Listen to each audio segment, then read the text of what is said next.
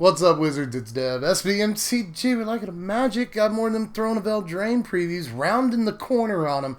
They're going to finish up sometime tomorrow afternoon. But for today, we got like 14 cards to look at. Again, not a lot of quantity, but some real quality today. There's not a whole lot of like, this is just limited playable. There's some stuff, but not a whole lot of that today. Instead, we got some real primetime players to look at. So let's go ahead and get into it. But, like and subscribe first, do those YouTube things. You got to do those, right? But anyway, let's look at the cards. Let's go ahead and plow through the ho-hum stuff before we get to the real big-ish today. First of all, Lockflame Paladin, Festive Funeral, good name for a card, and Sage of the Falls, another decent name for a card, are all things that I want to look at mostly just for the limited environment because they're all at least solid there. Paladin is 4 mana, 3 and a black for a 3/2 human knight with Menace and Adamant. If you spend 3 mana to cast it, it becomes a 4/3. It gets a +1/+1 counter. So 4 mana 4/3 Menace is at least, I guess, sort of playable curve filler. 4 mana 3/2 Menace is really not much worse, I'd say. So, again, playable curve filler, but there's really not much I want to say about this card. It's just kind of there. Festive Funeral is 5 mana, 4 and a black for an instant. Target creature gets -X/-X until end of turn, where X is the number of cards in your graveyard. This is probably decent in the very, very late game, but it's so much mana, y'all. It's a ridiculous amount of mana. I guess it's fairly easy to cast in terms of colored mana symbols, but aside from that, there's really not much to love about this aside from the instant speed. But Sage of the Falls, another good name for a card, is probably the most promising of these three. This is 5 mana, 4 and a blue for a 2/5 Merfolk Wizard, and when it or another non-human creature enters the battlefield under your control, you may draw a card. If you do, you got to discard a card. But there's ways to leverage that with Jumpstart and Reanimation and such, but this won't see standard play, even in the decks that might want to play it. Right now, there's a blue-black Reanimator deck that plays like Agent of Treachery, but this doesn't go in. Raid is priced out of standard and limited. I do like the stat line. A 2/5, that's pretty good toughness for holding down the ground while you establish a more long-game plan or get to your bomb or whatever. Fine blocker that also creates card selection for you over the game. And again, if you can find a way to leverage that discard, it's a great card, but even if you can't, it's going to provide a lot of selection over the course of the game. And I like that it's not just an ETB trigger for it. Almost anything else you play over the course of the rest of the game in a game of limited is going to help, draw you a card. You might have to pitch something, but you still get to, cycle through your deck and get to your bomb faster. It's an important thing to do in sealed. So it's a pretty good card in the limited format. But let's take a minuscule step up in playability and look at So Tiny, which is illustrative at how much of a step up in playability we're actually looking at. So Tiny is an enchantment. It's an aura with flash. Enchanted creature gets -2/-0. It gets -6/-0 instead as long as its controller has 7 or more cards in their graveyard. Well, this looks fairly unassuming and is probably fairly unassuming, to be honest. This is sort of mono blue removable. We've seen stuff like this before. Sea Legs is exiting the format. This is coming in, and Sea Legs saw 0 play whatsoever. But I could see this seeing some play in some worlds. I've actually seen some folks on Twitter talking about this seeing modern play. Nah, I doubt it a lot, but who knows? I mean, I'm not a master of modern, but as far as standard goes, we just had a card somewhat similar to this in standard that saw no play whatsoever, so I'm not considering this for standard play either. We also saw Lockflame Gargoyle this morning, which I don't even really have to translate for you. This is just 1 mana for a 0/3 artifact creature. It's a gargoyle. If you pay 4 mana, it gets +2/+0 and flying until end of turn, which is a lot. In case you didn't know, 4 mana is a ton to just have yourself a 3/3 flyer, but it might be worth it in some situations. I actually think in artifact decks, which are coming together day by day, we're seeing like nice cheap artifacts for these decks. In artifact decks that want an early body that can block fairly well, this might actually be worth a few slots at the very least. In limited, I'm not sure how much I like this, but I do like the ability for slower and more control-y decks to be able to, play an early card that blocks well against aggro on turns 1 through 3 or so, and then becomes a sort of win condition if they can snap control down. So I do kind of like the implications of this in limited, but I don't think it much spills over into standard. That much goes without saying, but I do like some of the steez that this could have for the artifact decks. That said, I will say there are probably just way more 1 mana artifacts you'd rather play. Like, for instance, Rosethorn Halberd. This is just 1 green mana for an artifact that's an equipment. And when it ETBs, you can attach it to target non-human creature that you control. And that equipped creature gets +2/+1. You can equip it for 5. I actually think most people are undervaluing this card. This looks like an attempt at a sort of Rancor. To me, it's going to be like the closest we ever get to Rancor in Standard. I mean, a one-time free equip cost on this is actually like much more valuable than it might look in a sort of mono green stompy deck. So I actually like this card more than most players. I'm not saying it's amazing or anything, but as far as 1 green mana and a free equip, it's actually not too bad, Jack, and I would take a second look at it if you're a detractor. It's not bad at all, actually. But one of the more impactful of the lower rarity cards that we've seen over the last 24 hours was Foreboding Fruit. This is 3 mana, 2 and a black for a sorcery. Target player draws 2 cards and loses 2 life. But if you go Adamant and spend 3 black mana to cast this spell, then you also get a food token, which isn't bad, because it kind of gives you a return on investment. You have to spend a little bit more mana, but ultimately you net 1 life off of casting the spell. Not too bad. And these kind of divination effects, like divination, often see play when, especially the black ones like Read the Bones, for instance. These will often see some amount of play in black mid-range or black control decks, for instance, because they allow you to not only like find your sweepers faster, but get that 4th and 5th land that you might need. A 3rd turn, draw 2 effect is sometimes very valuable to certain decks. Sometimes you don't want to lose the 2 life, but many black decks have played Read the Bones in the past, and something like this is a great take on it that'll probably see just as much play. Not an all-star, but a role player in this deck, deck or the other. But now we're moving on to a couple of uncommons that are kind of hard to evaluate. First, there's Resolute Rider. This is 4 mana, all Orzhov hybrid colors for a 4/2 human knight. You can pay 2 of the Orzhov hybrid colors to have Rider gain lifelink until end of turn, or you can pay 3 of the Orzhov hybrid colors to have it gain indestructible until end of turn. Now, this looks pretty okay, especially in limited. I mean, in sealed or in draft, this looks incredible. Especially sealed, to be honest with you. This looks fine because there's going to be, times where you really don't mind paying that high activation cost. But that's exactly what prices it out of standard, to be honest, is even, you want to get the indestructibility on it, but that is a ridiculously high activation cost. So I'm just not sure how much standard play this ends up seeing. It is kind of a great limited card and one of the best of this cycle of 4 mana creatures that cost hybrid colors. I really like it as far as that goes. Looks fantastic in that capacity, but I'm just not sure that it makes the leap, even though these are 2 very attractive activated abilities. It's just so expensive, and you only get a 2 toughness creature. But the last of this cycle, to my knowledge at least, that we saw today was Deathless Knight. This is 4 mana as well, but this time in the Golgari hybrid colors. This is a 4/2 Skeleton Knight, love that creature type, with haste, and whenever you gain life for the first time each turn, return Knight from your graveyard to your hand. Well, it turns out this is one of the most talked about cards of the day because it's one of the hardest to evaluate cards of the day too, and that really has spurred a lot of conversation on, and I'm pretty sure that I am 65-35 on the side of this is not a playable standard Magic card. Now, there are cards that gain you life every turn as a static ability. We've got a few of them in Standard right now, and this looks at least okay with them, especially if you can find a way to sack this every turn. There are multiple ways of doing that, too. So if you have a sack outlet, this is kind of a recursive piece. That's its own engine. I kind of like that a little bit, but in the end, I'm just not sure that that's worth enough to get a 4/2 haste, once a turn every turn. You can pop food tokens and gain life. There's a bunch of different ways to gain life. Obvious. If I went through all of them in Standard, we'd be here all night. So it's not like the card is particularly hard to enable, but even if you can enable it perfectly, I'm really not sure that you're getting the best thing for all of that mana investment. If you could just bring Rider back to the battlefield when you gain life, that would be insane, but instead it comes back to your hand. You have to commit to the mana all over again, and the haste does sort of dampen how bad that is. It makes it a little bit better, but just not enough, I don't think. It's not a whole lot of upside. And there are a bunch of green-black decks that really exploit, attrition right now. There are Sultai decks that are really attrition-based decks that go into the long game and just try to win this sort of grindy scrap. And this card looks decent in those matchups, but I'm pretty sure you can use those slots more effectively with different cards. I mean, I'm pretty sure Finebroker is probably better than this, so I'm just not sure. I do think the card has some potential, but all in all, I just don't think it's going to end up being worth the slots.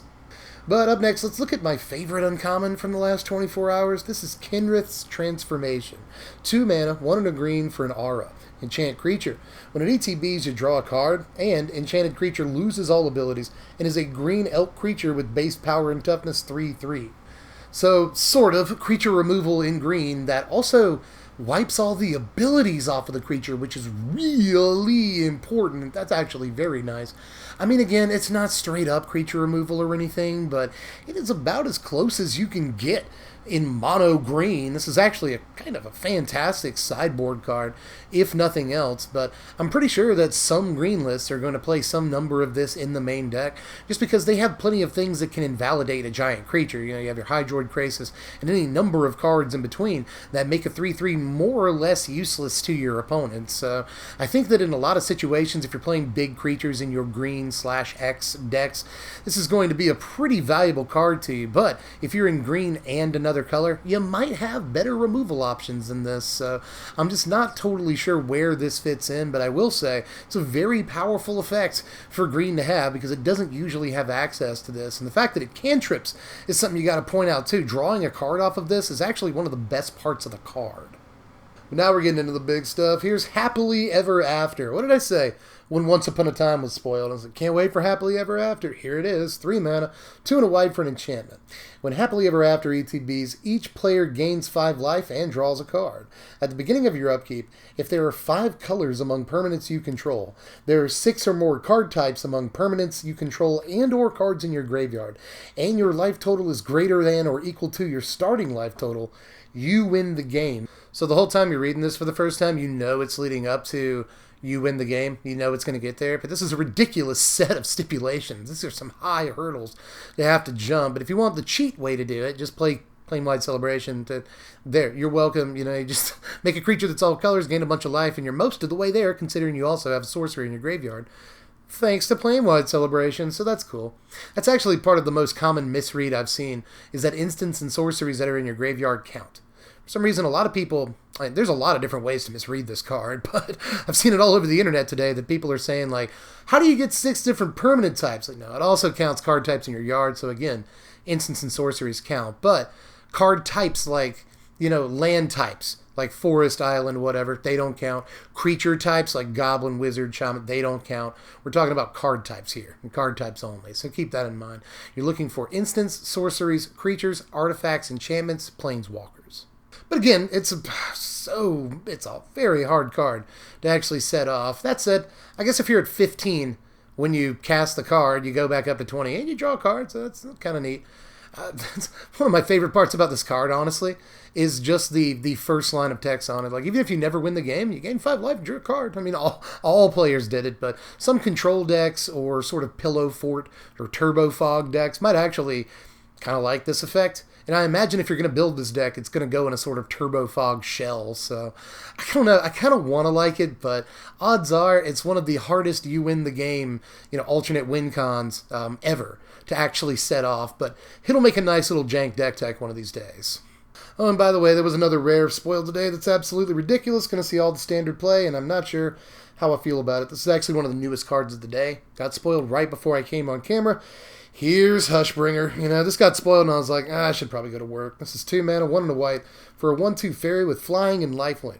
Creatures entering the battlefield or dying, ouch, don't cause abilities to trigger. So, thanks, I hate it, I guess. You know, I was kind of low-key, without even realizing it, happy that Tocatli Honor Guard was leaving the format. But this is one of those situations where you don't know what you got till it's gone, and then it comes back, and you're like, I kind of liked when you were gone, you know? So I was kind of sort of happy that we weren't going to have to worry about the hosing of Tocatli Honor Guard, but now we get it even worse. It's not just ETB triggers, but dying stuff, too, you know? Things like Midnight Reaper and Cruel Celebrant and all kinds of fun stuff that I like to play as a Magic player won't work when they side this card in.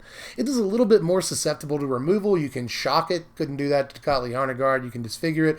Couldn't do that with Tocatli Honor Guard, so it's a little bit more fair, although it does have 2 keyword abilities that Tocatli Honor Guard didn't have either, so I'm just not really sure, guys. I'm not really sure that I'm digging this. Like, this might just slot in as a 2-drop into the Blue-White Flyers deck, because, like, why not just main deck this card? You don't really have a whole lot of ETB triggers in that deck that you really care about. You're just trying to play Flyers and make them as big as possible and win, so You know, this could just go in that deck, but mostly this is a sideboard piece. It's going to see play all through Standard, because apparently they think that Tocatli Honor Guard, except better, is an evergreen keyword in Standard, evergreen card in Standard, and I don't like it. No, sir. No, sir, I don't like it. All I'm saying is, like, let us have our fun, Mom. You know, jeez. But anyway, the next card is Mystic Sanctuary, a common, but nonetheless, I think this is super impactful in multiple formats. This is a land that counts as an island, so you can tap it for blue, and an ETB is tapped unless you control 3 or more other islands. When an ETB is untapped, you may put target instant or sorcery card from your graveyard on top of your library. That is a very good Magic card, ladies and gentlemen, and I've seen tens, literally tens of people on the internet today discounting how good this is. It's sort of a meh from some corners of the community, but don't get me wrong, there are plenty of people recognizing the greatness on this thing, you know, in formats other than Standard. You can always use Terminus alongside this. Just put that Terminus on top of your library, kid, and then you know you're going to draw it next. So that seems like a fairly hot interaction, not to mention that stuff like Ghostly Flicker and a couple of other blink cards can blink lands, and that looks pretty hot with an ability like this. But just in Standard, this is ridiculous. This is a great spell that effectively costs 0 mana and, in fact, creates mana. Which is just, that's good when you're talking about any of this cycle of lands, but it's especially good that not only is this a spell you might cast for a single blue mana at instant speed or something, but you get it for no mana, and it generates mana. Come on. What else do you want? You put a counterspell back on top, and then you draw it next turn, and you just opt it and draw it immediately or something. There's 100 different ways to immediately draw the card. You put something back on top of your library, then you bounce something with Teferi, draw a card. Put something back on top of your library, and then Narse it and get it off the top. There's, again, dozens of ways to do it currently available in the Standard environment, and it's just... Bringing an instant or sorcery back from your yard for a control deck is a huge game. This is card advantage on a land, and I know that we've seen that on stuff like Memorial to Folly. The Black One Witch's Cottage gets creatures back and stuff, and that one is really good. So just imagine how good this one is. You know, you don't have to get back just counter spells or removal or card advantage. All that stuff is really good, but you can get back a huge bomb spell that got put into your graveyard earlier in the game too. There's ways to just get a giant spell back and win the game after you've milled the spell into your graveyard. There's a lot of different applications for this across formats, and by the way, it's pauper legal too. This might actually be the best card of the day. This is ridiculous. But up next, let's look at what I think is the best card of the day, both for flavor and story reasons, and because I think it's just an absolutely broken Magic card. This is Return of the Wild Speaker right here. 4 and a green for an instant. Choose one. Draw cards equal to the greatest power among non-human creatures you control. Come on. Non-human creatures you control get +3/+3 until end of turn. So, what do you want? A giant instant speed card advantage thing that draws you a bunch of cards all at one time. Again, an instant speed with super ease of castability, only one colored mana symbol in the cost. Or, sir or madam, would you like a thing that just breaks the game wide open in the late game and makes all of your mana dorks into bloodthirsty monsters that win you the game? Like, which one do you want? Because you have both. You can do both at a fairly reasonable price for either effect, in my mind. You know, late in the game, all your Risen Reefs, Leafkin Druids, Paradise Druids, all of your little mana dork ramper guys and such, Incubation Druid and whatnot, plus your Hydroid Krasis. No, let's not forget about that. Giving all of these things +3/+3 is usually going to win you the game, but in the meantime, if you have like a Nissa land out or something, you just draw 3 cards. 5 mana instant speed. Just having a 3/3 out and drawing 3 is actually not a bad rate, but God forbid you just drew like 4 cards off of a Hydroid Krasis, and then you draw 8 cards because you have that Hydroid Krasis out. It's just a crazy looking Magic card to me, and the instant speed is key here. If this was sorcery speed, I might balk at it a little bit, but especially considering this is instant speed, I mean, you can blow out your opponent during their combat step with this if you choose to. There's just so much versatility and different ways to use this, different situations to use it. It's decent if you're ahead, decent if you're behind, though not as good as if you're ahead. But again, it's modal for a reason. There's a lot of different situations where this card could be really good, and the speed on it is absolute. I don't know why this is an instant, but it is. You know, this ends up probably going in Bant decks if nothing else, but I could see it going in way more than just this. This is my pick for just most outrageous card of the day. But that's it for the spoilers today, for now at least. It's getting close to the top of the hour. It's like 5:01. And spoilers tend to come out around the top of the hour, so I wonder if they'll release one while I'm sitting here babbling at you. So let me ramble for a second and then reload Mythic Spoiler and see what happens. First of all, if you haven't done it yet, I hope you liked the video, and if you do enjoy the content, then let YouTube know. Hit the like button and put me in more recommended feeds. Spread the love around. Aside from that, you can also meatball sub if you haven't done that yet. It really helps me out. Hit the bell for the notifications too, so you know when I'm getting videos out and all that. It's going to really matter soon because we're not only getting into standard deck tech season and all that for Throne of Eldraine, but I'm going to have a bunch of list videos come out. Top X cards in the set. We're going to rate every card in the set for limited play again. I might even rate every card in the set in a separate video for constructed play. I have a lot of plans for lists, top 10 sleepers in the set and all that. You want to have access to that content? I mean, I guess you do just by having access to YouTube, but make sure you subscribe, hit the bell for the notifications for more access to said content. Also, check out the Patreon if you haven't done it yet, and you can vote on what videos and decks you want to see first in the upcoming format. Just $1 a month is all I ask, and I'm fairly certain I'm worth it. It's a pretty good deal, So do that if you got the skrill, and check out TCG Player if you want to pre-order any of this stuff, because we talked about some pretty nasty cards over the last couple of days, and you probably want to have those. If you do, just check out the first link in the description and peruse their wares. All that talking, now it's 5:04, and they still haven't previewed anything new. So I think I'm going to cut it short for now, but just let me know how you felt about all these down there in the comments section. The old sideboard. Let me know if I miss anything outrageous, let me know if my evaluations are just way off. There are a couple of cards today that are a little, I won't say difficult to evaluate again, I'll just say kind of subjective in the way people evaluate things. Some people have come to different conclusions than others, but that happens every day. I just think more so with a couple of the cards this afternoon. But anyway, let me know how you felt about everything. Give me a take down there, and I guess I'm going to go ahead and sew things up here. I'll catch you cats later. I'm Deb from The Place. No matter what you do, just make sure you spread love and you be kind to each other.